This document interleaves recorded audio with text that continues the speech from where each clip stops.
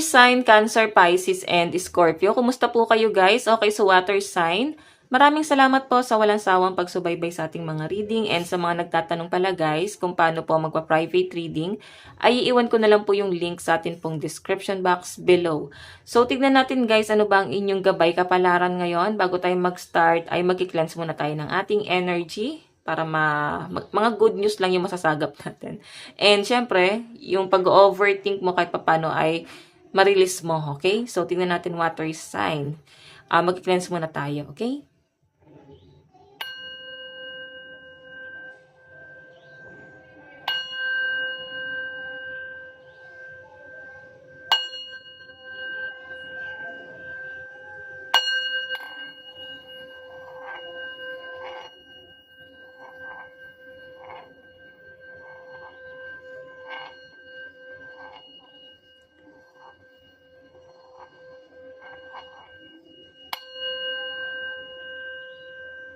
Okay.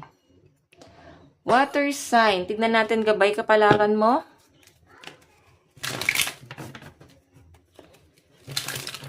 Gabay kapalaran po ni water sign.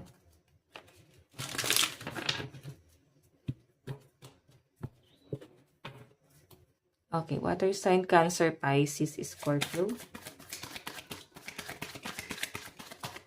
So guys, meron tayong imagination. Yung iba sa inyo guys, ayun no, siguro gusto mo na magkaanak, or pwedeng namimiss mo yung anak mo.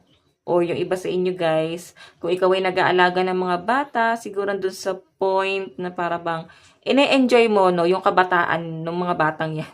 Ine-enjoy mo kahit na makalat sila, kahit na nakaka-stress sila guys, nandun naman sa point na napapaligaya ka naman nila, or may mga ginagawa sila na parang nagiging masaya naman yung energy nyo, no?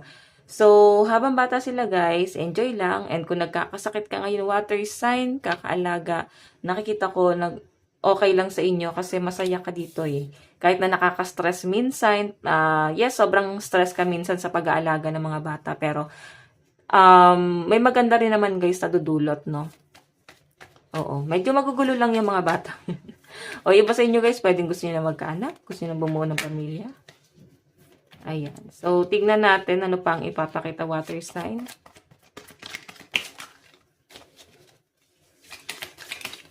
So, meron po tayong sweet dreams.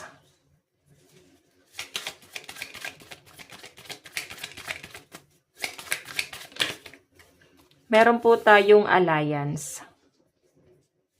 So, nakakatuwa guys. Ayun no, pwede ngayon may mga tumutulong naman sa inyo guys sa pag-aalaga eh. O yung iba sa inyo guys na ninimbang ka dito kasi patungkol to guys sa mga bata. Yan no, makakatulog ka ng maayos.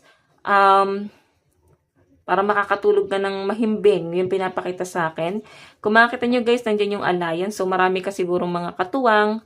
Pwedeng, ito yung naitutulong mo kahit papano sa mga nagpo-provide sa inyo or tumutulong naman sa inyo sa financial, no? Ngayon nakikita ko guys, mas magiging goal-oriented ka. Pwedeng mas namomotivate ka. Pwedeng may dumarating na pera or pwedeng tulong. Pwedeng package. Kung saan mo man guys makukuha yan. Ayan, may tulungan kasi ako nakikita rito guys. So, alam mo yung kahit nagkakaroon ng mga problema, conflict, ito siguro yung kailangan, no? Magkaroon guys ng pag-uusap, tulong-tulong, malasakit sa isa't isa. So, ito yung nakikita kong ginagawa mo. Sobra yung pagmamalasakit mo sa kapwa.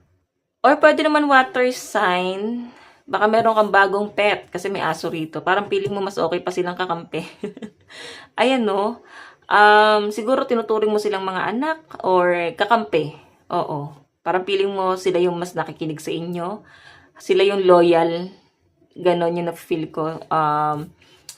Kasi guys, ang mga dog loyal to sa mga amo nila. Kahit kahit sa tao, kung tao man to, maaring nakikita mo na may mga taong loyal sa inyo kahit papano.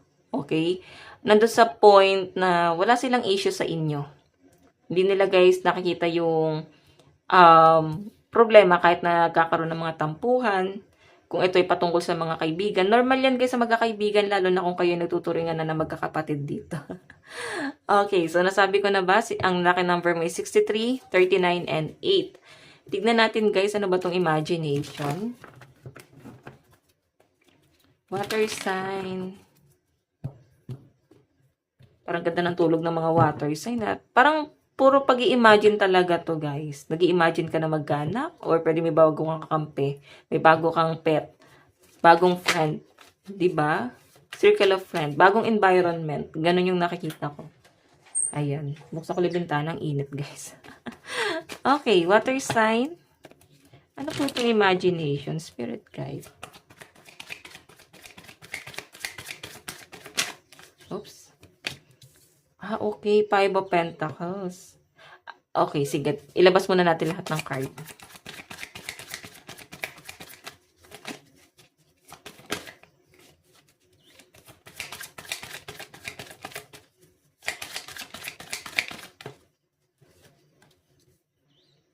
Okay, meron tayong Page of Swords. So, meron kang inaaral dito, water sign.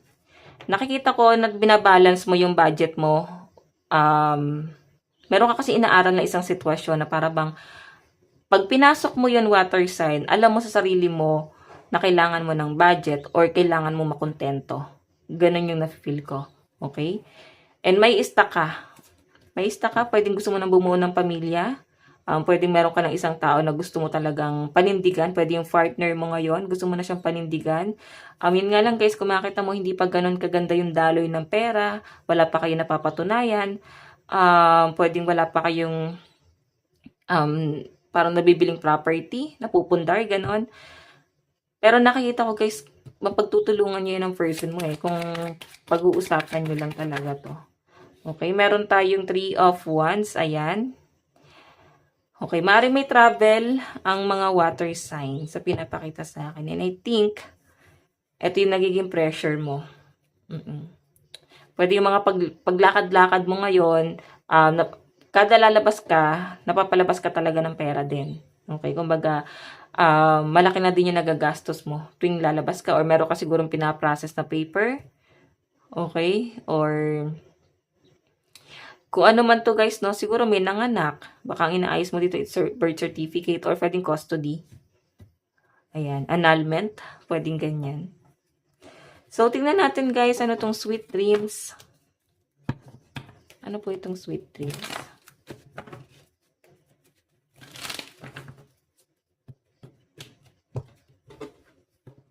Okay. Ano po itong sweet dreams?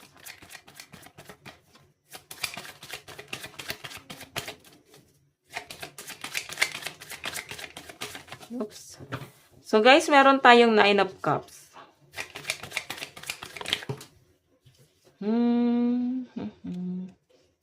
May nag-aalangan. Maaring meron kang inaantay dito.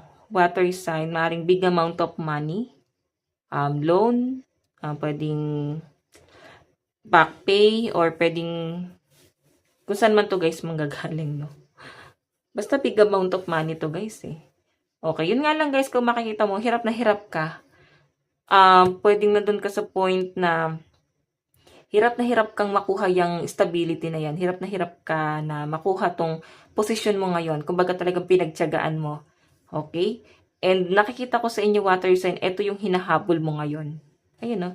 Hinahabol mo yung stability. Nakikita ko yung pagiging, ano mo dito, pagiging matyaga, no? Pagdating sa trabaho. Parang mas magiging masipag ka, mas magiging masikap, masinop, kasi pinahalagahan mo or mas binavalue mo yung bawat singko na kinikita mo sa trabaho. Okay? Yung sa inyo case, mag-ingat ka, no? Water sign, maaaring ang daming stress, ang daming siguro naniningil sa inyo. Kung ikaw ay may utang, pwedeng may humahabol sa inyo, no? So, masakit na yung ulo mo. Oo. So, kailangan mo siguro dito guys, meditation. May stress ka, kasi parang nafe-feel mo, no, na hindi mo naman siguro to utang, ikaw yung nagdurusa, ikaw yung nag-overthink sa problema ng iba. Okay, yan yung pinapakita sa akin. Ikaw yung mas na problema Siguro kasi cargo mo, kaya ikaw yung nai-stress.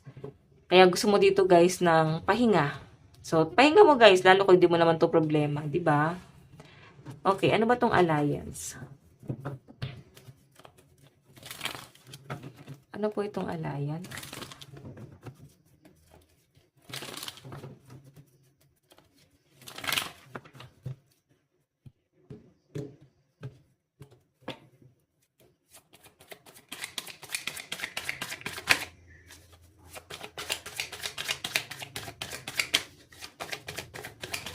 Okay. So, guys, meron tayong Ten of Swords.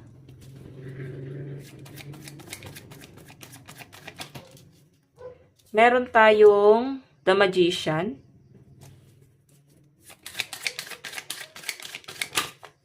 Okay. And Seven of Pentacles. So, alam niyo guys, ngayon, nakakahanap ka ngayon ng kakampi. Oo, ayan no. Someone na para bang tutulong sa inyo pagdating sa pinansyal, na pagsasabihan mo ngayon ng problema, may give and take eh. Kumbaga, hindi lang yung isa yung kakabig sa pinapakita sa akin. Okay, hindi lang isa yung labas ng labas. Pwedeng nakikita at nararamdaman mo ngayon na meron na guys isang tao rito na kung ano yung ginagawa mo guys, ibinabalik din nila guys, no? Kumbaga yung utang na loob. Ganun yung pinapakita rito. And yun nga lang guys, kung makita mo, medyo down yung energy mo. So, I think doubt ka, no? Hindi ka totally mabilis magtiwala sa tao. Okay? So, mabilis magbago yung isip ng mga water sign. Kumbaga, pag meron lang guys nakipag-usap sa inyo, mabilis kang maninipula. What I mean, mabilis kang maimpluwensyahan. Ganun yung nafe-feel ko. Okay? So, yun guys, basta ikaw ay mag-focus ngayon. Nakikita ko na mas magiging ano ka guys, matyaga sa trabaho ngayong week na to. Okay? So, tingnan natin guys, love advice.